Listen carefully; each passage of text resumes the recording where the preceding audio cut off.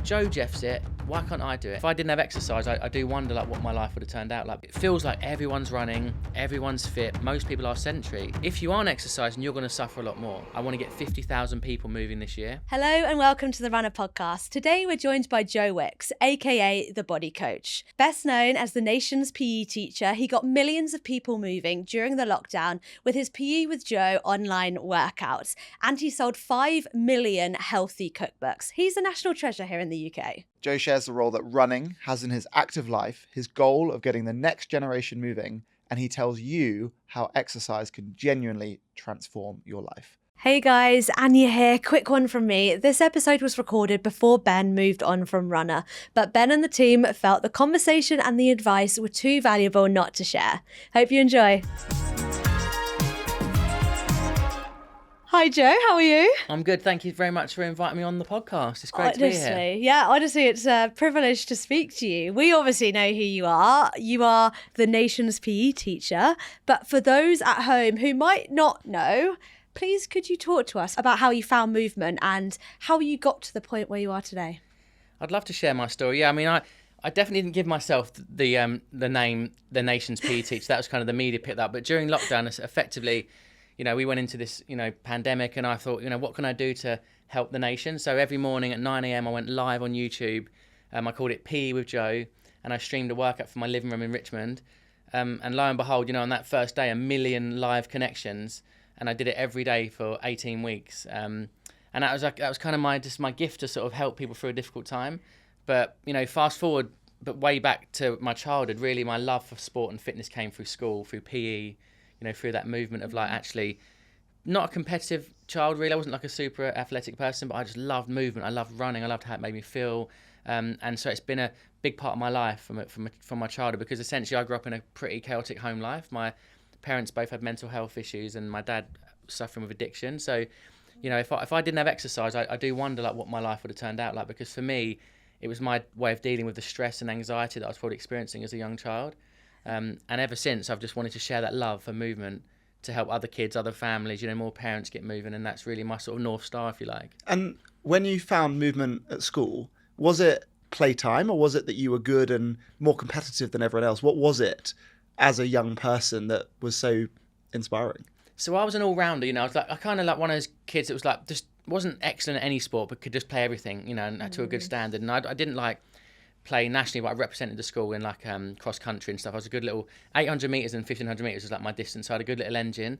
But I do think, looking back, I was very hyperactive. I was very distracted. I couldn't sit still. I was a naughty kid. You would look at me and go, he's the naughty kid and he's going to get kicked out of all his classes. And I did get kicked out of most classes, but when it came to sport and PE, like my teachers really loved me because I had this energy and I had this sort of like love for movement. And so I was almost like a mini teaching assistant to the PE teachers. So they were my first sort of positive male role models, if you like. I didn't have that at home. So the teachers, if you think like PE teachers were like young, they were fun. It was all about team sport, and it was just something that I really enjoyed. And so when I was in those subjects, I didn't want to get kicked out. I was the first one out of the change rooms, getting dressed, saying, "Come boys, like get out on the pitch. We want to get the game going." And so they always loved me, and I think I felt like that bond and connection between them, as opposed to like I'm the naughty kid and he's just a disruptive child, just kick him out and put him in detention.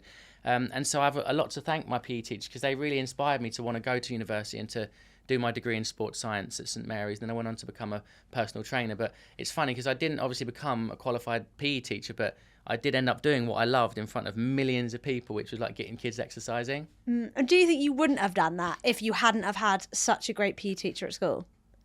Yeah, I mean, I think if I didn't, firstly, the movement for me was like medicine, right? It was like a physical exertion. So I always felt like no matter what was going on at home, because when you're a kid and you're living with a parent with addiction, I can't come in and start talking to my friends and school teachers about, my dad's addiction, and because I thought I was going to get taken, you genuinely think you're going to get taken away from your parents if they find out what the sort of environment you're living in. So it's this thing you bottle up, and you can either become really withdrawn or introvert. But I remember just thinking that the sport and exercise and the movement, whatever it might have been, it could have been football or even like, running or playing any kind of sport. It was like this physical release of the tension and anxiety in my body.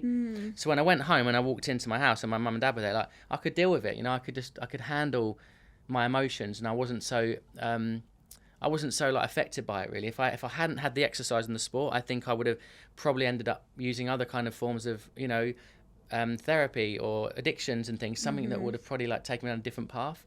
So sport and fitness, and even I remember like my first ever job was in Epsom. I worked in a like a department store called Wilkinson's on the checkout, and I got like £50 a week, and I joined the Homes Place gym in Epsom, and it was like £80 a month. It was a lot of money, but I just had this. I was pulled towards exercise and movement, like whereas other kids were down the park or smoking weed or drinking. Like I was just in the gym on a Friday or every day after school. So I was physically pulled towards exercise as a therapy for me. I think. I think it's very common that exercise, and for hyperactive children and people with ADHD, that exercise can become a brilliant outlet to manage that. And clearly it was such a great way for you to feel better in yourself. When did you start to feel that you could go one step beyond just feeling good for yourself, but actually go down the route of becoming a personal trainer and actually getting the fulfillment of helping others? It's a good question, because I remember connecting the dots from probably the age of sort of 7 or 8, that when I exercised, I felt different. I felt happier, I felt calmer, I felt less stressed and anxious, and I was more focused and just really, really happy as a little boy. So that's in my DNA, right? I find exercise so easy, so non-negotiable. I don't even think about it. But a lot of people don't feel that way. They find exercise difficult. They find running hard. They don't have a positive relationship with exercise, maybe because of school and that kind of competitive element. So I remember at the age of I must have been about 13, I was at secondary school, and I was on a minibus, and we were taken to St Mary's for the day. It was like an outreach from the university to local schools to sort of encourage kids to, to get into studying and maybe one day sort of become a student. And when I looked on the bus, it was all the naughty kids. It was all the kids that were from like challenging backgrounds, council estates, and I remember I realised there was a reason they were trying to inspire us, trying to give us something to focus on, something to work towards. And I had a really lovely day. Like we went and met like lots of the students there, lots of the adults that were sort of training to do PGCs and become PE teachers. And I just remember thinking, this is what I'm going to do. Like I got on the bus, I rang my mum, I said, Mum, I'm going to come to St Mary's University in Twickenham. And that was like 5 years before I actually did it. And I did. I went travelling for a year, and when I came back, I started my degree there. And I did a 3-year course in sports science. But then obviously I realised actually being a teacher is really hard. I worked as a teaching assistant in a school in Kingston, which was like really challenging. And I thought, I can't do it. I don't have the patience. I can't actually be a teacher. So what can I do next? And then I went and did some sort of an online personal training qualification. Actually, so it was in person back then. It was like an in-person thing, 6 weeks course. And then, then I went and launched my own boot camp in Old Deer Park in Richmond, which wasn't far from where you were, Ben. And that was in 2012. It was the Olympics 2012. And I just literally had a few kettlebells, a few pads and gloves. And I set up a boot camp in a park, hoping that people would turn up. And, I've shared the story like so many times. I'd get there and there'd be nobody there. But I just kept showing up, and I've just really, really loved it. Ever since that moment, I've still got so much joy out of helping people that really find it hard, like move and feel good through exercise. Yeah. I think one of the things that shines through in your story and in so many different parts of your story is consistency. And I think so many of the things that you've made thrive, that being turning up over and over again with the boot camp. We can talk about doing the Lean in 15 videos. You would keep doing that format, and it became iconic. And the same when it comes to the PE with Joe in the lockdown, you kept doing it the same time every week. Like, how do you think about consistency? Is that probably the biggest key to success for you? I definitely think, it's a huge element. It's a huge part of success, in terms of turning up, but also timing. Like, I think, I was lucky to be around at a time when there was this amazing technology like social media, and, Instagram let me do those video recipes, because I was living in a 1-bedroom flat in Surbiton with an iPhone 6 probably. And I was just sharing recipes, not with the vision of like, if I do this enough, I'm going to build a following and then I'm going to get a book deal and sell 5 million cookbooks. Like, I could never predict that, and the publishers couldn't. It was just this sense of like, I really enjoyed sharing recipes. There was something about it. I just found it fun that I could share a recipe at 3 p.m, and by 6 p.m, people were tagging me in the recipe they've just cooked, saying, I've just cooked your Lean in 15 recipe. And the same with YouTube. If it wasn't for YouTube Live and just having a camera at that moment in time, I never would have had to connect and reach 100 million people through the lockdown. So I think timing's an important part of it. But, I don't have this strategic mind where I think if I just do this, I'm going to build a community and monetize it and like build all these kind of opportunities. It was really just from a love of like sharing workouts, sharing recipes, sharing, motivational stuff. And it just built into this huge thing. But it wasn't like a decision that I made. It just kind of happened. So everything I've done has really come from like a genuine love of just sharing. And, I think that's why my career and my audience are still engaged after 13, 14 years. Like it's still very authentic in that sense, you know? So when like the COVID lockdown hit, you didn't envision that this is what the nation really needs. Like you'd been doing it already, you were still doing it, just sharing your workouts, because clearly we did all need it. Like the uptake is just obviously something that we were all looking for at that time, that release. I don't know what it was, but yeah, you didn't strategize for that as soon as lockdown hit. So the funny thing is, I'd been doing like school visits, you know, I'd done my little tours, and I knew this format of like just little funny workouts with kids, like silly names, like, you know, funny exercises worked. And on that Monday, me and my brother Nicky were supposed to go on a tour of the UK where we just visit schools, and there's no cameras, there's no brands, there's no one like funding it, no one's even interested, to be honest, right?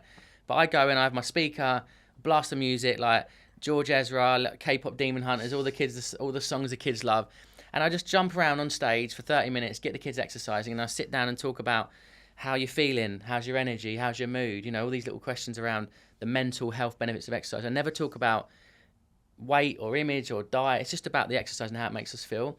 So we were supposed to do a tour on that Monday, and obviously we announced the lockdown was on the Thursday night, and I said to my brother, and I actually remember WhatsApping him because I woke up at like midnight and was like, I've got an idea. Like I just had this vision of like a logo and it said PE with Joe on it, and I just thought I'm going to go live on Monday. We'll do it at 9 a.m. and we'll see how it goes. But, you know, Nicky was in my ear. He had an AirPod. So Nicky called me from his house in Surbiton. And I couldn't see the camera. I just had a tripod and camera. He's like, oh, God, Joe, he's kicking off. I was like, what do you mean? He's like, there's 400,000 live streams. There's 600, like 800, 900. I was like, so my heart's pounding. I'm about to jump in front of the camera in front of like technically like millions of people, right? It's millions, right?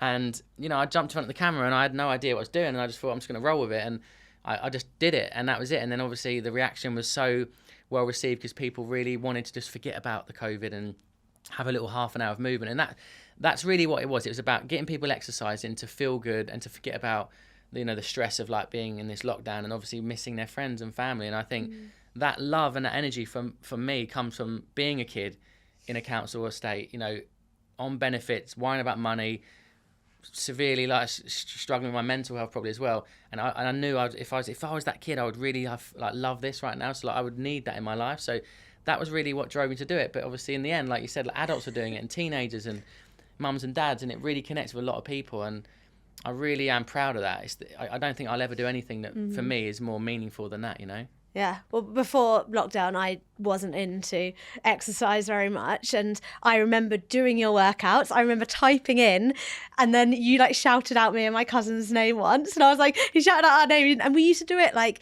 every time you went live. And again, it was that like routine, that consistency.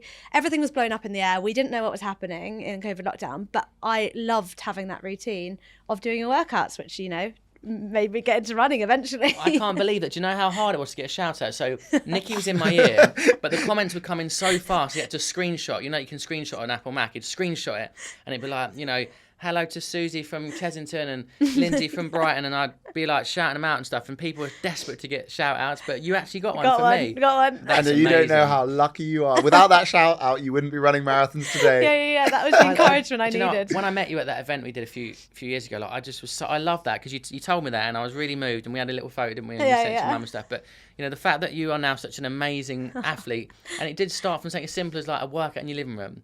You just took the first step. You know, you built your confidence at home in your living room, maybe in your pajamas, and now you've built this amazing physique, and you've got an amazing engine because you started somewhere, right? And that's what I love.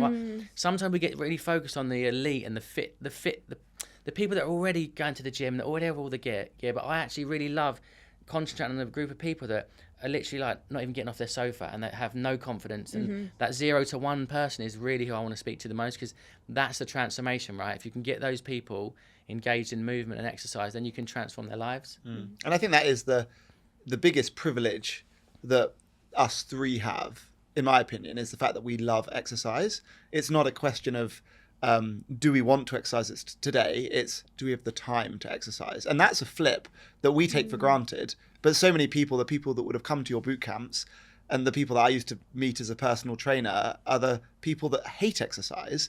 They have to go and pay someone to basically hold their hand and force them to do the workout so that way they live a healthy life. But the fact that we want to live healthy lives because we've learnt endorphin, we've practiced it enough, that now it's just a case of trying to get it in around our busy lives. Yeah, I We're so agree. lucky for that. And the more that we can teach people to live in this way, sets them off on a path that might last a lifetime, like it has with Anya. I think it's a non-negotiable. Like for me, it's a default setting. I just wake up and I know that instinctively, like, I'm going to feel better if I exercise, and I'm going to parent better. I'm going to be more productive. I'm going to be more positive. I'm going to feel less stressed. So that's what I'm trying to teach people. That actually, it's a non-negotiable. It's such an essential part of health and happiness. There are no shortcuts, right? And in this world, everyone's looking for a shortcut. But sometimes the hardest things like fitness, you can't be really given your fitness. It has to be earned through movement and through walking, doing your couch to 5K, like setting goals. It's hard. It's really hard, and we struggle with this. Right? How do you motivate someone, not just to download and buy your app? Like, how do you get them to really use it and really adopt it and really make it a part of their lives? And that's the biggest challenge, because people have the intentions, but life gets in the way, and stress and business and kids and all the other stuff that's on people's minds. So I really always think, how can I get that person who's a real non-starter, like sedentary, who wants to move but isn't? And that's kind of who I'm really thinking about when I share my content now. It's the story that so many people have, that everyone got into movement, got into the gym or got into running in the COVID lockdown. And I guess Runna really took off in the COVID lockdown. My running took off in the COVID lockdown, and PE with Joe did. Why do you think it was that? Do you think it was just there was less life to get in the way? Yeah, people had more time and less pressure, and just really wanted to prioritize their health. Maybe because of the media making out like if you aren't fit and in shape, you're going to be more affected by this. So there was definitely like a drive towards physical health. But obviously, a lot of people that were living that lifestyle have unfortunately gone back to being sedentary and struggling with their mental health. And so I'm always thinking about the bigger picture. Like, it feels like everyone's running, everyone's fit, because we're in this world, right? And especially with you, like with Runna, like you've built an amazing business getting people running. Same with Park Run. Like, you love Park Run. I think Park Run's amazing. Like millions of people around the UK and the world run every week together at a park for free. Like, but it's not the whole world. Like, we're looking at a small population. Actually, most people are sedentary, and they are living with, type 2 diabetes, obesity, mental health issues, anxiety, depression. And it's like, they're the people that I really care about the most at the moment, because like they're almost forgotten about sometimes when you feel like you're not fit enough to join in, you don't want to be a part of that. That's why I'm really promoting like the Jeffing. I really think that sometimes going for a walk and a jog and just covering the distance in an hour is fine, and it's okay. I celebrate like a slow run, whereas obviously sometimes it's all about the speed, which I also get inspired by. But for me, like, I just much prefer a nice gentle plod. Even though I'm doing the marathon this year, I've got to go a bit further than I'd like. I still think there's a lot of joy in slowing things down, and just not pressurizing yourself to be beating PBs every single week. So talk us through your running journey, because I know you've done some amazing things. I know you ran the marathon last year. Yeah, and before I that, it slowly last year with a friend of mine. And before that, you also did a little bit of a series working on your 5K with a very famous Special Olympian. Yeah. Talk us through that point in time. So, obviously, like some people like putting their sort of times on Instagram, like my fastest PB, fastest 5K. Yeah. I don't do that, but I am really proud that I ran a sub 25K, because I don't know, one day I was like, you know what? I ran a 10K in 40 minutes once. This is a few years back. I ran a half marathon in Sweden. There's a bridge between Denmark and Sweden, and I think it was 20 years ago, it's called the Broloppet, it's called. It's like bridge race. It's between Denmark and Sweden. I ran it in 1 hour 33, so I can run fast. Like, I've got a good little engine. And I didn't really train. I didn't know what I was doing. I've never trained properly with that for running, to be honest. And then I ran I said to myself, I want to run a sub 20-minute 5K. And I was like, I'm going to do it. Went out one day and I ran it in, like, I think the first time it was probably 25 minutes. And I thought, this is going to be quite tough. Then I went out the next few days, I think maybe 3 or 4 days later, and ran it in 24. Then I did like a 23 and then a 22 and a 22. I was like, I just can't quite seem to shave off those extra 2 minutes. I didn't realize that the jump between like 20 minutes and 20 is really hard. So, fortunately, I know Mo Farah, because we did Soccer Aid together, which is like a charity football match. I thought, if someone's going to help me run 5K, it's going to be Mo Farah. So I said, listen, Mo, can I meet you like for a run one day? I want to try and beat 20 minutes. He said, yeah, of course we can. We'll do it, no problem. So jumped in my car, drove over to Bushy Park. And this was only my seventh attempt at doing it, right? So I wasn't like doing tempo runs and zone 2. I was just trying to beat my time every time. And when were we? This was 20... It's about 3 or 4 years ago, maybe. Was it not before the lockdown? Or was it? I mean, it may have been. I'm so bad with time because I remember being a fan and watching the series. Then maybe it was. I think it must have been like 10 years ago. It couldn't have been 10 years ago. No? I'm not that old. Let's say it's before lockdown. Let's say 6 years ago. Before lockdown. But anyway, I met him and I said, look, I've ran. I think the fastest I'd ran was maybe 22 20 minutes, 30 seconds or something. So we set off, and I thought, this is ridiculous. Like the pace, it's a sprint. In my opinion, it's a sprint. You're sprinting flat out for 20 minutes. And anyway, like, I wanted to give up, of course, but he's just like coming along. I mean, he's so fit. I mean, for him, it was like, he literally like finished it and was like, I'm just going to go and do a proper 10K now. But yeah, I did it in 18:45, and I sort of did it, and I was like, I could have probably pushed it and got a bit quicker, maybe another minute off, but I just thought it's too painful. I didn't enjoy the process. I just like, no, I've ticked it off, and I may never do it again, but it was great to do it. You know, I'm glad I did it, but it's so tough. It's so hard on the body running that fast. And how does that then compare to Jeffing your way around London Marathon last year? And talk us through what Jeffing means to you for those who aren't aware. So, you know, Jeffing is this term that's come in the UK from, it was a running club that, there's a method, obviously, Jeff Galloway, bless him, he passed away recently. Like, he was a guy that trying to come up with the concept of run, walk, run for like Olympians. He was an Olympic marathon runner. And I got to speak to him on Instagram Live. You should watch it. So he's such a lovely guy, and he was in his 80s, and he's passed away recently. But he invented the kind of training format, so, you know, cover distances in a run, walk format. But a running club in the UK called, you know, we like calling up things like Jeffing. We just shortened it. So if I ever say I'm going to go Jeffing, it means I'm just going to run, walk, run. And some people are really strict with the times. It might be like 30-second run, a minute walk. But me and my friend Justin, he'd never run it. You know, never run more than, even in training, I thought, dude, you've got to run more than 20K, dude. He's like, oh, I've only done 18K. I was like, you're in a pickle. Like, it's going to be a long, hard day for you. But anyway, it was a hot day. We started running. We ran the first half together, and like, he was really emotional because he'd never ran a half marathon. And then obviously the second challenge was, right, now we've got to do the second half, and now we're going to Jeff it. So it was a slow and painful, like I think we've done the first half in 2 hours, and then the second half of the marathon took us 4 hours. So we were like walking a minute, running 2 minutes, and in the end it was like 30 seconds on, 30 seconds off, and we were in pain.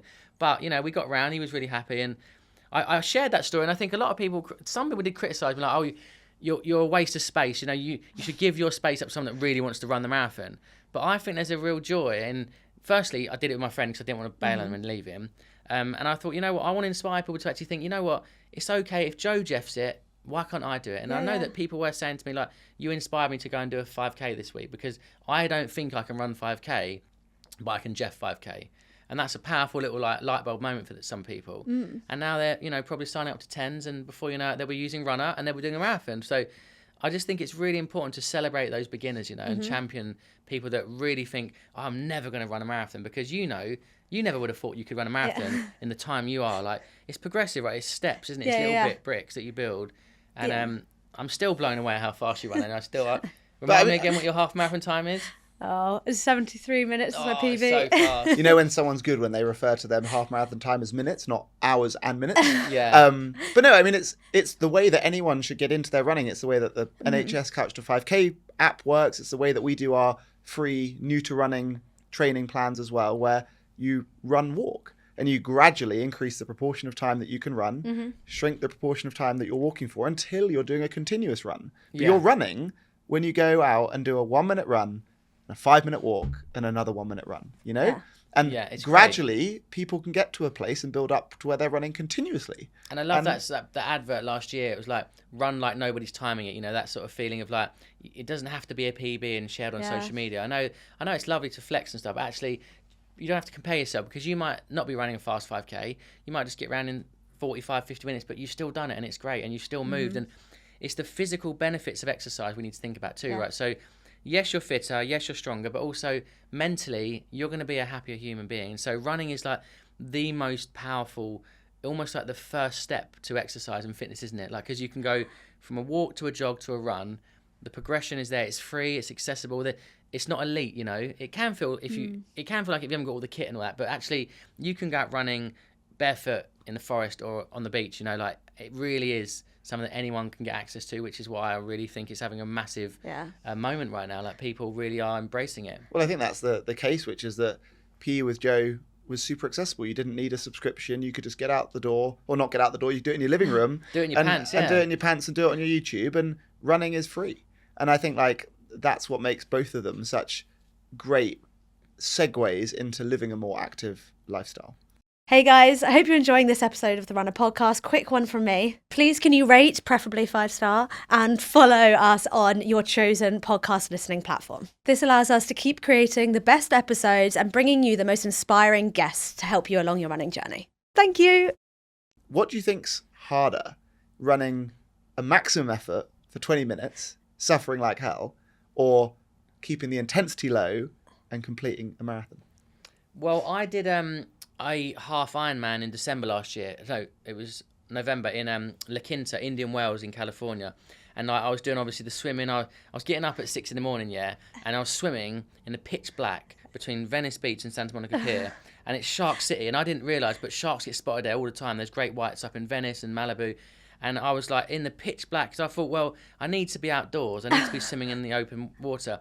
And after about 2 weeks, I was like, I'm not getting any faster. I'm getting out of it. I'm done with the swimming. I just parked it because I thought, I'm not swimming any. I'm really struggling to swim any faster. So I parked the swimming. I thought, I'm going to do the swimming fine. But yeah, I got into the longer zone 2 stuff, like, 4-hour rides up in Malibu, up in the mountains stuff, and like, 2-hour runs and 3-hour runs and stuff. And I don't know, I just find peace in the low. I find peace in the lower heart rate stuff. So if I've got the right music or a podcast on and I'm in the right zone, I can really get into it. So I would say, for me, a slow and steady, longer run is more enjoyable than like trying to beat Mo Farah around Bushy Park on a 5K. But there's, I suppose it's just that thing of, I've sort of lost that endurance. I used to really love the endurance side of things, but now I just sort of think, I'm happy doing a 5K, 10K is my sort of sweet spot. Anything beyond that, because even though I'm very fit and strong, I do feel like my knee will ache and my head goes to my knee, or my hip's starting to feel tight. I'm like, you just zone in it and it just drives you mad.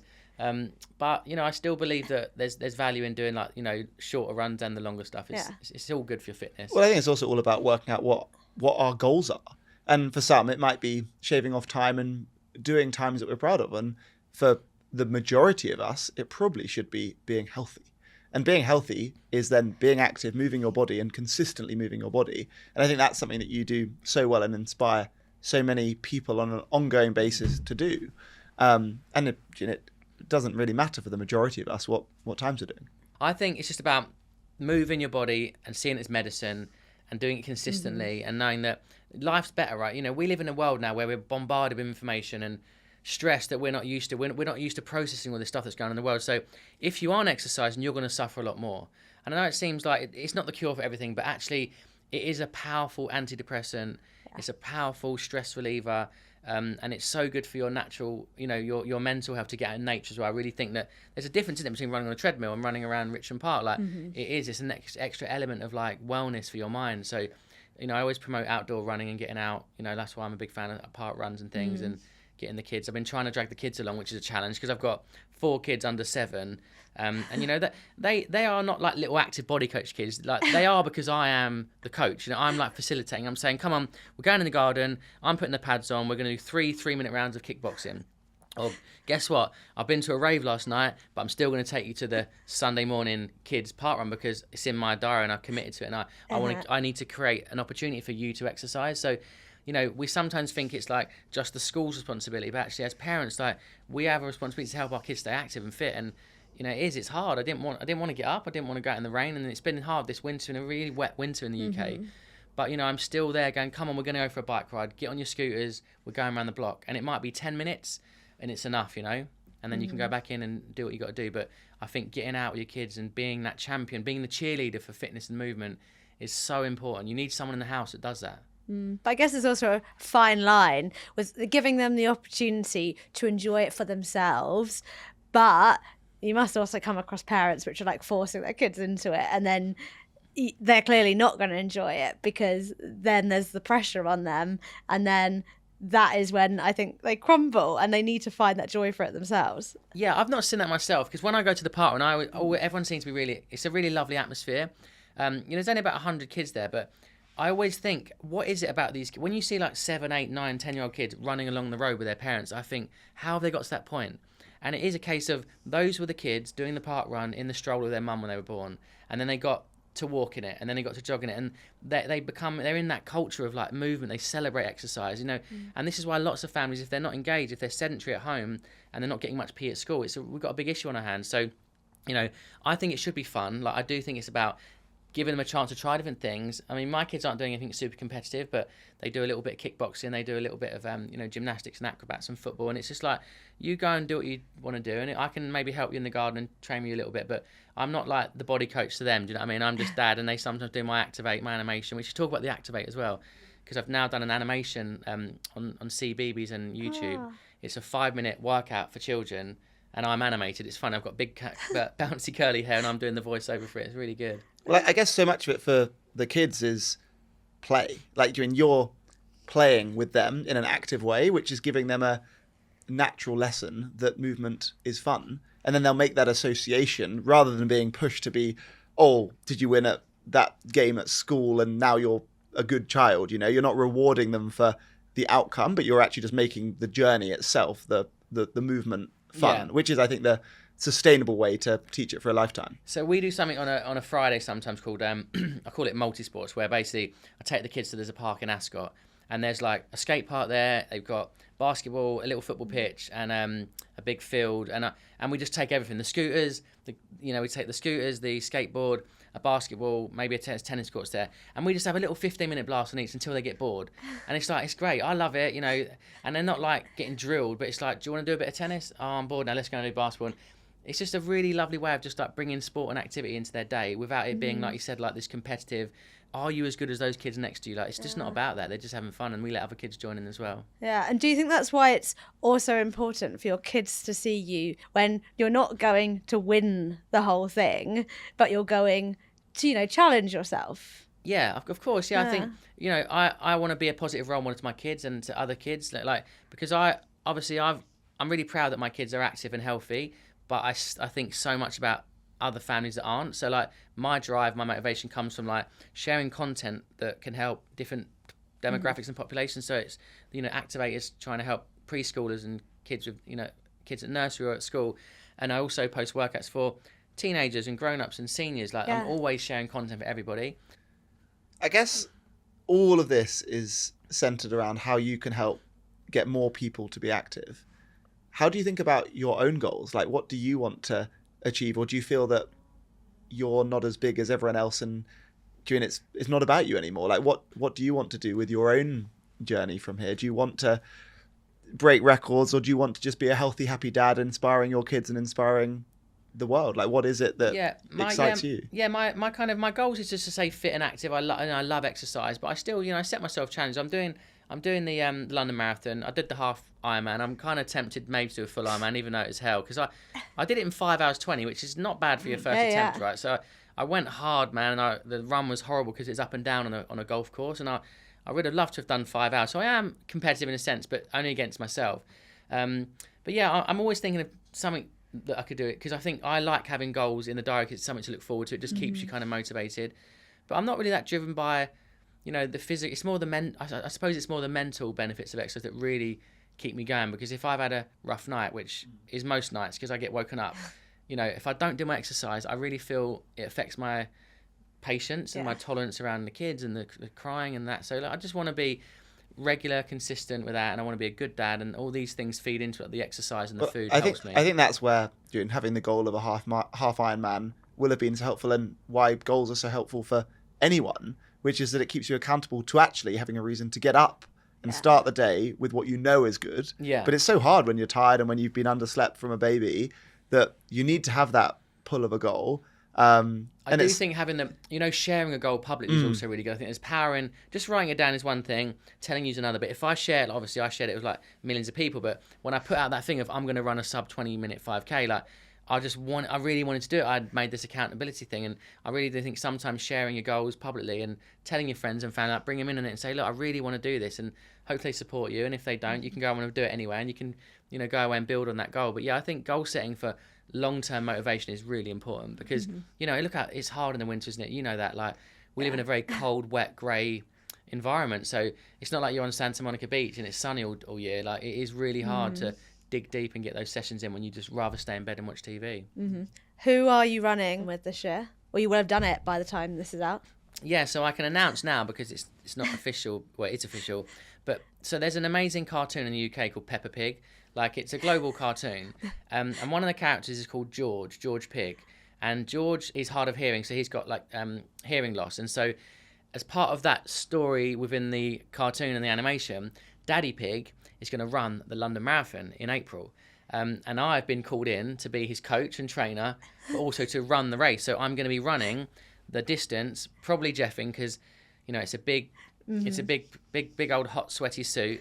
And I'll be running it with Daddy Pig, which is going to be, I mean, look, when I ran the marathon last year, I got a lot of claps and cheers, but I'm going to be running alongside Daddy Pig. He's going to steal the show. Everyone's going to love him. It's going to be really amazing. Like, kids are going to go crazy. So it's just a lovely storyline, because he's raising money for a deaf charity in the UK. So it's a nice sort of feeding into the story of that. So yeah, that's going to be really interesting. You're just going to have people singing Peppa Pig theme tune everywhere. Yeah. You also can't really fuel that race with like Percy Pig sweets. Like that just wouldn't work. Yeah. Well, I've set in my head, because I jeffed it in 6 hours last year. It was too much. It was too long, man. My feet were sore, and I was like, I don't want to do it that long. So I'm probably going to do it. 5 hours is the goal. Mm-hmm. And I'll probably jeff it rather than run the first half. I'll jeff it maybe like from the start, and just pace it out. So I don't even.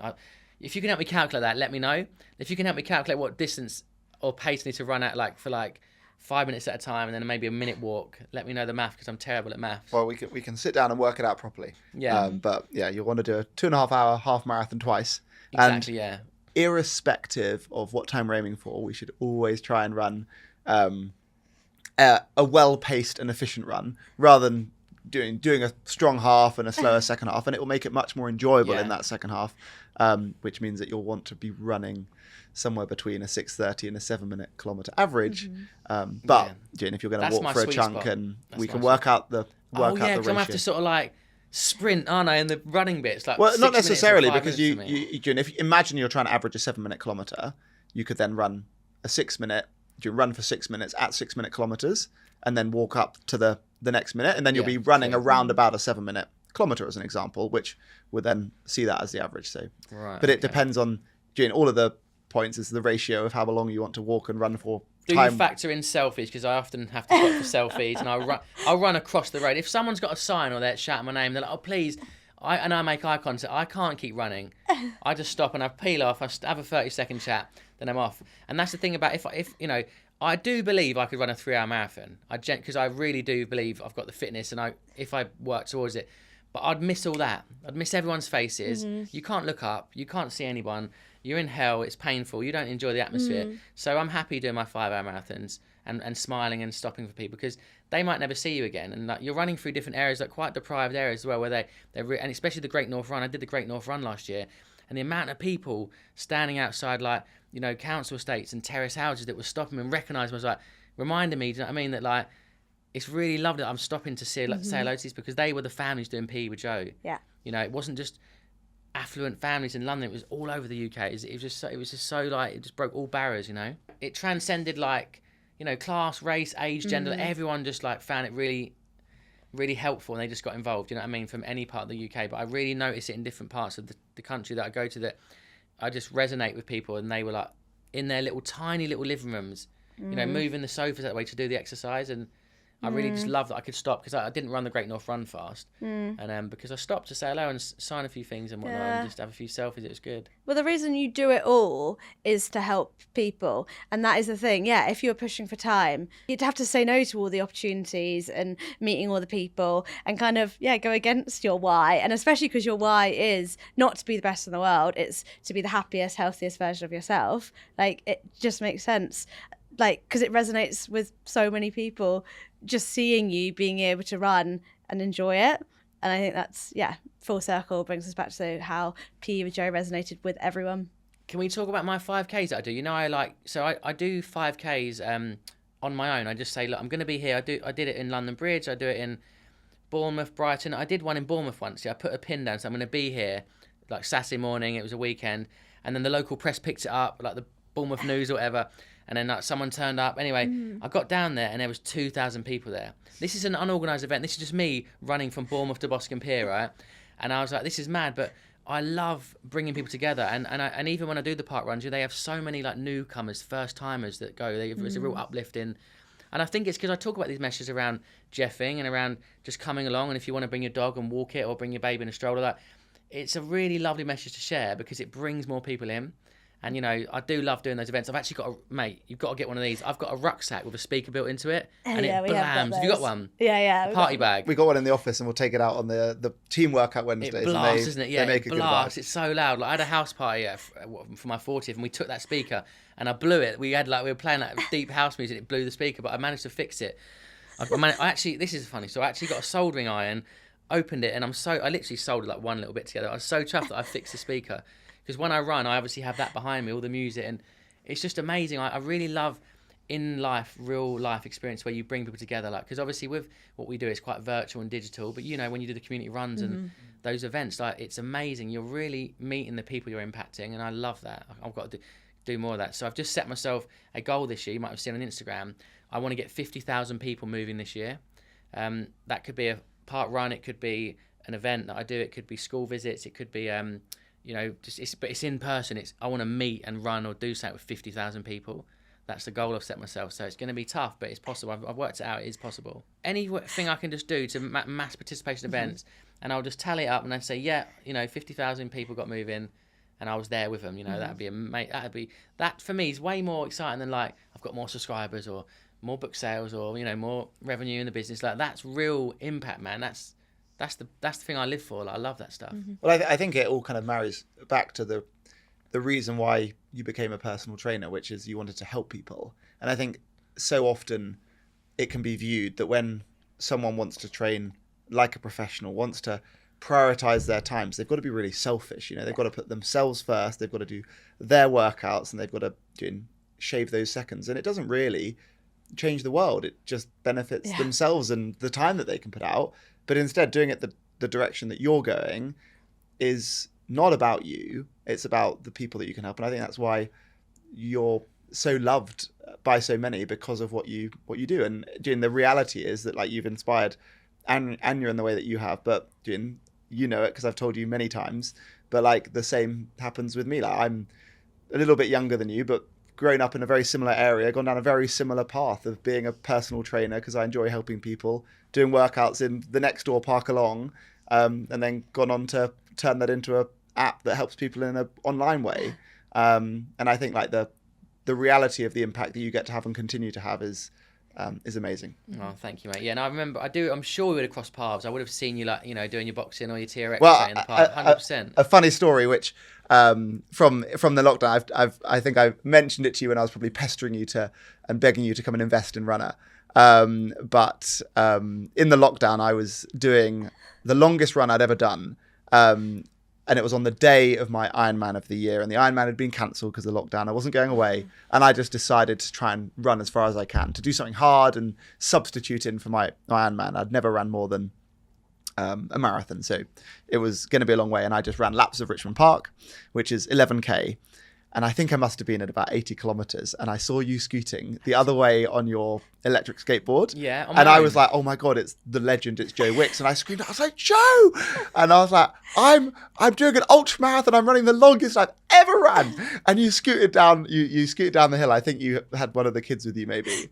And then you're like, you're walking. And I was like, I'm so tired. And then I just started running up the hill. I was like, I just got this wave of energy, and I kept going up the top of the hill, and anyway, kept going. And I remember that was like this hilarious first moment of meeting you. That it then is very surreal to come and sit in the chair with you.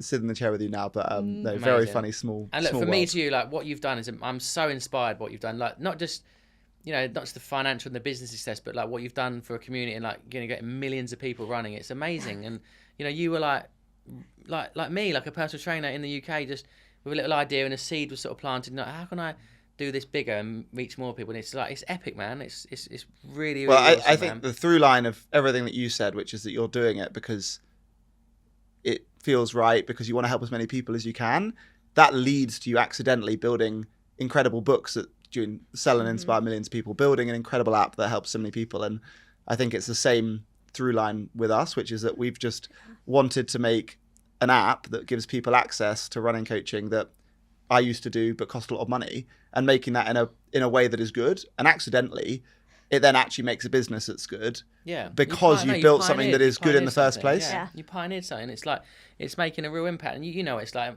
sometimes you get caught up in the sort of the organisation and the sort of structure or the operational side of things. But I bet it's when you do events and you speak to people and you go, oh, like, you know, Ben, I love what you've done and your app's got me out of a dark hole. That's the real, that's the juice. That's what you love, man. That's what really fires you up for me personally anyway. And it's the same when you read the reviews or meet people, like so many people that will use the Body Coach app or use Runna will live a healthier, happier life. They'll see longer of their grandchildren's lives. All of that is amazing. They might lose some weight. They might be healthier, be faster. All great.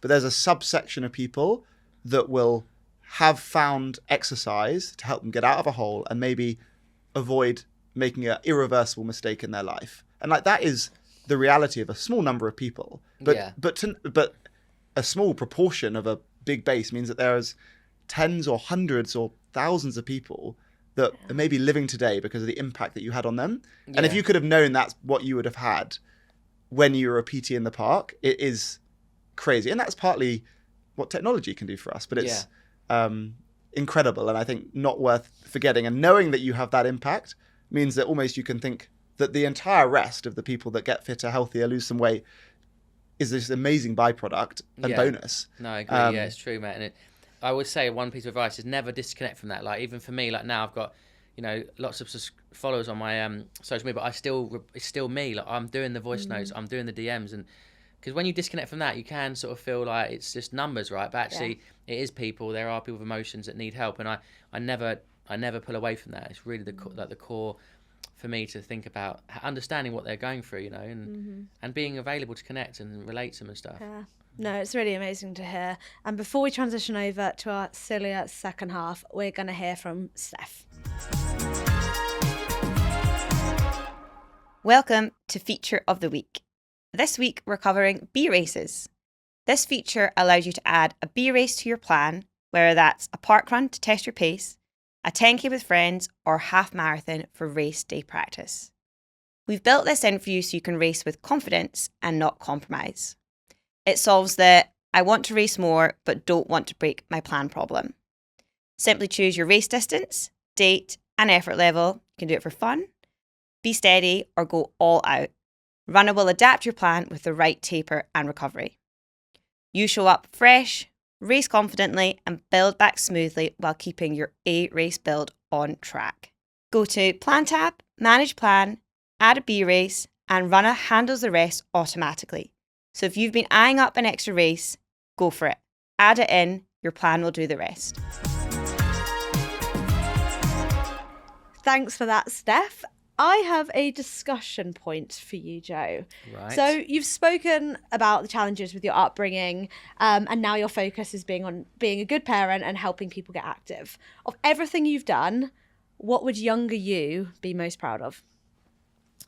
This is always a question that can sometimes bring out a bit of emotion in me. I'm sensitive and I cry a lot. I've done a lot of podcasts, I've cried in the past. But I think for me, like, I'm most proud of, you know, my impact that I've had on the world, and that, like, you know, I was kind of destined, or like, you know, people expected me to like go down the same path as the people around me, and addiction was a part of that, and, you know, like crime and trouble and that sort of stuff. But I just made a decision at a very young age that I didn't want to repeat the cycle of that, and I'm really proud of the person I am as a dad. Like I'm a really present, stable, like loving dad, you know, and I really am proud of it, because ultimately, beyond what you've done for everyone else in the world, having a good family and a close unit is also something that's really, really valuable and really precious to me.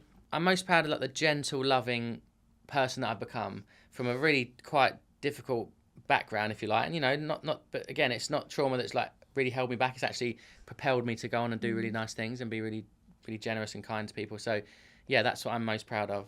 And pee with Joe, obviously, in lockdown. I think it's very inspiring to see the way that you raise a family. And I think you're clearly doing a very good job of this, and no wonder that's something to be very, very proud of. Thank you. We're going to move on to our this or that's. So these are probably slightly sillier. Quick fire, is it? You can decide. We try and make these as hard for you to pick as possible. Our goal is that you shouldn't be able to pick between them. So I've not got a rusty answer. I can take my time with the Whatever answer. you like. Yeah. Would you rather, for the rest of time, you can only ever exercise with 15-minute HIIT workouts, or 30-minute runs or longer? So you can do a short, anything up to 15 minutes, and then you must stop. Or you can go running, but you must run 30 minutes. You can't do a 29-minute run. I think if I can use dumbbells and like pull up bars and dips, I'd have to say the 15-minute hit because I like the full body sort of strength stuff. But yeah, I'm going to choose hit, but as long as I get to use like weights and resistance, so it's like a full body workout. But I'm not knocking running, but that's my preference. Nice. Well, the good thing is you don't have to choose. You have your first meal celebrating the marathon. Lean and 15-minute healthy meal or a big greasy burger and chips. Mate, my ultimate like go-to my ultimate sort of death row meal will always be a double smash burger, fries, bottle of Coke and a little ice cream to chase it down. Yeah, I love burgers. I don't think there's anything in the world more satisfying than a burger. I mean, I've been to some nice restaurants, right? Japanese, sushi, steakhouses, but there's something about the burger with the cheese and the bun, right? The way it's just constructed. It is the greatest invention in food, I think. Burger and chips all day. Yeah, I'm not disagreeing. It's in my top 4 or 5. I couldn't pick between my top 4 and 5. What's your favourite burger in London? I always like to ask this question because everyone knows a sort of secret burger joint. What's your favourite burger joint? I don't know any secret burger joints. I just go for an honest burger. Honest burger, yeah. Okay, that's a good one. I do like guilty pleasure a Five Guys burger and a milkshake, but then I also like maybe like a burger and lobster. Like the completely two different ends of the spectrum. I'm going to let you on a little secret. There's a really good burger joint in London called Herd Burger. Heard. Herd. It's one in Soho and one in Covent Garden. And it's like a really good burger, like good product, good quality meats. And it's like just lovely. It's a small menu, but they do like cookie sandwiches, banging milkshakes. And like it's a smash burger, but you don't come out there feeling like greasy and dirty. I mean, it's really put together well. That's my number one burger. I'll have to check it out. We're going to need a Joe Wicks burger recipe book as well. Yeah, purely burgers, yeah. 100 burgers. Okay, last one. You're obviously doing a brilliant job of inspiring your kids to cook and eat well and to move. But if they could only choose one, they're like, Dad, I just want to eat burgers every day, burger and chips, but they love their movement. Or they want to eat brilliantly, they join you in the kitchen, they cook super well, and they just want to sit on their bum, do their schoolwork, read, but never be active. Which are you picking? This is such a difficult question because it's like you're tearing my heart apart here. Because exercise has a real impact on people's mental health, but also the food we eat does as well. Like, with the ultra-processed food and what's going on. Oh, it's killing me, man. I mean, I probably want them to be active and move and love movement. Although you can't really counteract a super unhealthy diet, but I love there's the joy in movement and obviously getting out and doing activities together, riding and cycling. I wouldn't want to give that up. I love that my kids, as they get older, like they can start to do the things you love, like electric skateboarding at 20 miles per hour. Like my wife hates it, but like they've both got little Yamaha PV50s. Like I've got a KTM and we go razzing around like farms and stuff. And we've got like a jet powered surfboard. Like all the things I love doing, I can take my kids on the journey. So I'd say, I need to be moving with them, and then we can just eat as much chocolate and ice cream as we want. You can have more burgers that way. Yeah, more burgers, yeah. Yeah, well, you'll be pleased to know that isn't the reality, and your kids can exercise with you and cook with you and do everything. We might know the food answer to this, but let's see. We have a final closing question, which is designing your dream race. Okay. So what distance is it? Where is it?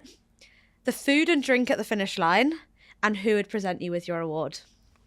Right. Oh, this is lovely. I've done some really nice runs. I love coastal runs. Like I love whether you're in Brighton or you're in Byron Bay or you're in Santa Monica. I just love. There's something about being by the coast. In the sun. Yeah, I would say it's a warm day. I'm gonna say it's Byron Bay because I used to run from Byron Bay up to the lighthouse. It's like a lighthouse at the top of this, and it's this beautiful. It's quite a spicy run. It's uphill. Yeah. But your lungs are burning, and at the top of it, you got this beautiful view like over the east coast of Australia. And there's like sharks and dolphins and stuff, and it's beautiful.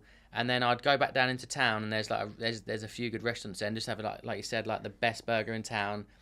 It would be like chips, double smash burger, an ice cold bottle of Coke, like glass bottle of Coke, and then I'd have like like some sort of cookie ice cream cookie sandwich, 2 chocolate chip cookies squished with vanilla ice cream in the middle. That's like the dream, isn't it? How long is the run?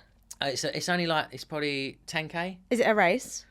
It's more like it's me and my family and loads of friends. Aww. Like a fun run, like a family fun run. This sounds like a dream holiday.